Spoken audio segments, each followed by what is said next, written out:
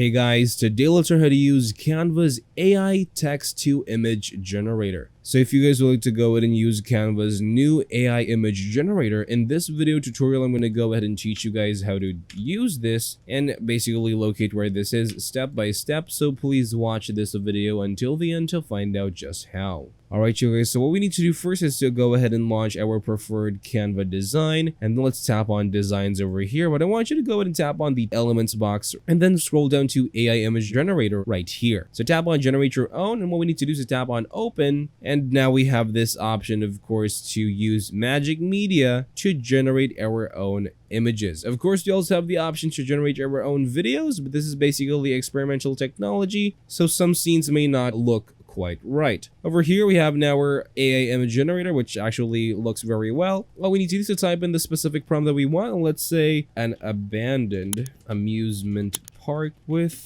a horror theme. And let's go ahead and type in our preferred style, and I'm gonna go ahead and choose filmic and generate the image. Of course, we need to go ahead and wait for this to load, but once this is done, we may now go ahead and upload these images over on our canvas right here and use them for our design. It's that easy, guys. Creativity, your creativity is the limit. And as you would see, I'm gonna go ahead and maybe tap on this one, and let's see the specific results that we got, and they are pretty nice as well. So let's zoom it in a little bit, and pretty nice. It actually did the same as what I described, the specific description, and the photo got it perfectly. Now that is all for this video. That's all you guys need to know about using Magic Media or AI image text-to-image generator on Canva. So thank you guys for watching. Please like this video and subscribe as well if you guys learned something, and I'll see you guys on the next video.